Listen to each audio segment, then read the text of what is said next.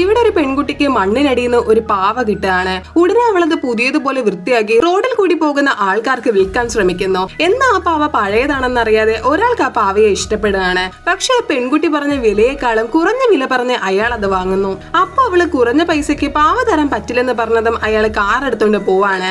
അങ്ങനെ ആ കാർ കുറച്ചു ദൂരം പോയി കഴിഞ്ഞ് അയാളെ പറ്റിച്ച സന്തോഷം അവളുടെ മുഖത്ത് വന്നു. അപ്പൊ ആ പാവയെ വാങ്ങിക്കൊണ്ട് പോയാള് അതിനെ വെച്ചൊരു പപ്പറ്റ് ഷോ ചെയ്യാണ്. എന്നാ അയാള് വാ എനക്ക് മുമ്പ് തന്നെ ആ പാവ സംസാരിക്കാൻ തുടങ്ങി. ഇത് കണ്ട് അയാൾ ഞെട്ടാണ്. പക്ഷെ ഷോ കണ്ടോണ്ടിരുന്ന ഓഡിയൻസ് അത് അയാളുടെ പെർഫോമൻസ് ആണെന്ന് വെച്ച് കൈയടിക്കാൻ തുടങ്ങി. അപ്പൊ ഓഡിയൻസിന് ഇഷ്ടപ്പെട്ടത് കൊണ്ട് അയാൾ ആ ഷോ കണ്ടിന്യൂ ചെയ്യാന്ന് വിചാരിക്കുന്നു. പക്ഷെ അവസാനം ആ ഷോ സ്പോൺസർ ചെയ്ത ആളെ പറ്റി തന്നെ പാവ വളരെ മോശമായിട്ട് സംസാരിക്കുകയാണ്. ഇത് കേട്ട് ദേഷ്യം വന്ന അയാള് ചെയ്ത ഷോയുടെ പൈസ പോലും കൊടുക്കാതെ അയാളെ സ്റ്റേജിൽ നിന്ന് പറഞ്ഞു വിടുന്നു. അങ്ങനെ ആ പാവയെ കരുതിയാണ് അയാളുടെ ജോലി പോയതെന്ന് വെച്ച് ആ പാവയെ ഒരു മലയുടെ മുകളിൽ നിന്ന് എടുത്തെറിയാണ്. അങ്ങനെ പ്രശ്നം തീർന്നെന്ന് വിചാരിച്ച് അയാൾ സമാധാനമായിട്ട് വന്ന് കട്ടിലേക്ക് കിടക്കുകയാണ്. നോക്കുമ്പോ കളഞ്ഞ പാവ അതുപോലെ തന്നെ അയാളുടെ കൂടെ ആ ബെഡിൽ വന്ന് കിടക്കുന്നു.